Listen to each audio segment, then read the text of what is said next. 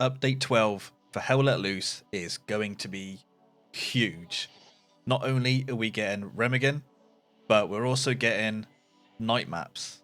Now, I'm not sure if we're getting night variants of every single map that's currently in the game, but the screenshots I'm showing to you now are from Remagen, Foy, Hurtgen Forest, Purple Heart Lane, and Kursk.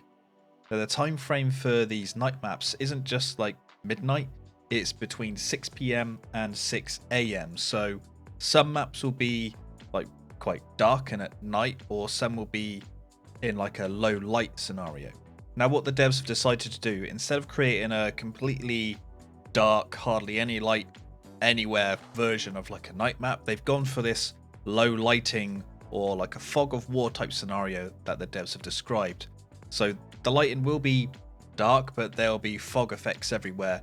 And this is to create that new atmosphere in the night maps and to make it feel like that it's meant to be darker than it is, because if it is really dark, then you're not going to be able to see far ahead. So they've introduced this fog effect to sort of replicate that without just making the maps extremely dark.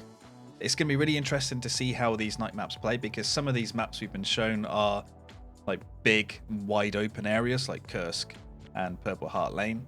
So I think you're going to see a lot more sneaky infantry movement going on around the flanks. But to combat that, to combat the sneaky guys, we're getting flare guns. And each side is getting their own flare gun. And initially, these flare guns will only be given to the spotter role of each faction. So that means you're only going to have a maximum of 2 people using the flare gun. And while I can't say how that's going to affect the game, because if you gave it to, say, the support role, you could see flares going up all the time, which could pretty much negate the effect of having a night map. But I think giving it to the spotter role gives that role something unique, because it doesn't have anything unique at the moment. So I think it is a good choice giving it to the spotter, because they'll be able to be a little bit more useful in the night maps. And they will actually be able to use the flare gun during the normal maps as well.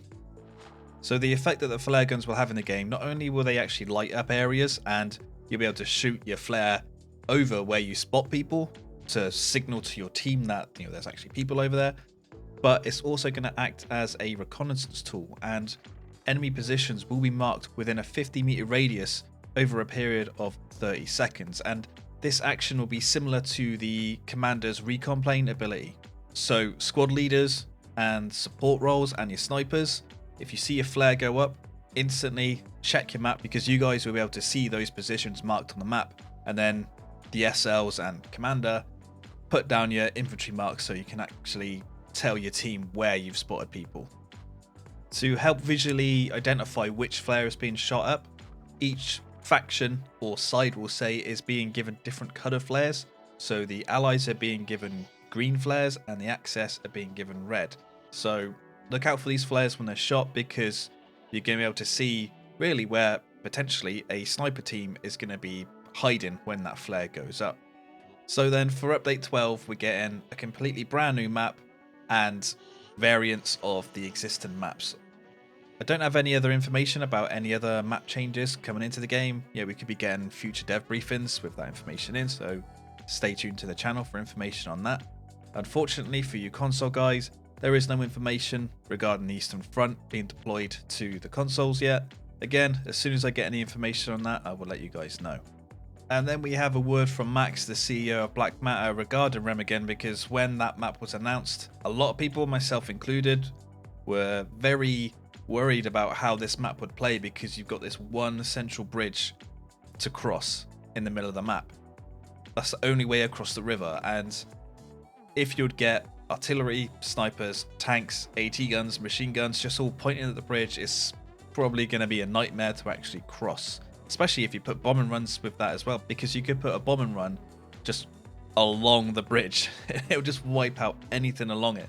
So what Max has said is that they have been building the map, trying to balance the historical recreation of the map versus gameplay.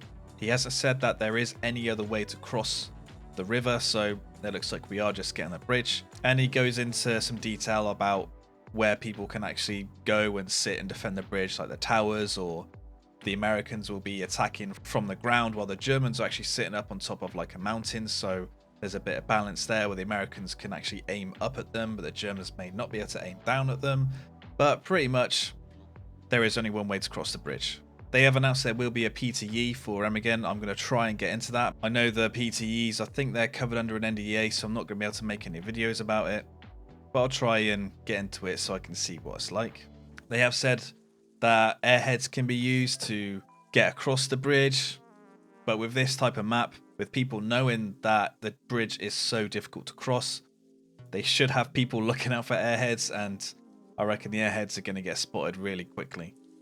And these airheads are going to be crucial for Remagen, especially to take out the artillery, because if you can't take out the enemy's artillery, it's going to be a nightmare for the bridge. This also brings into focus the recon artillery loop, where the recon role is pretty much expected to keep the artillery deactivated by pretty much camping the area and taking them out.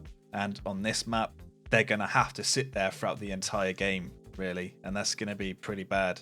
I think the devs do need to look at the artillery in the game and try and do something different with it, with different ways of stopping artillery and taking it out. Max has also asked a question about whether they think OPs or garrisons should be able to be built on the bridge, which my immediate thoughts are yes, of course, that bridge is absolutely gigantic.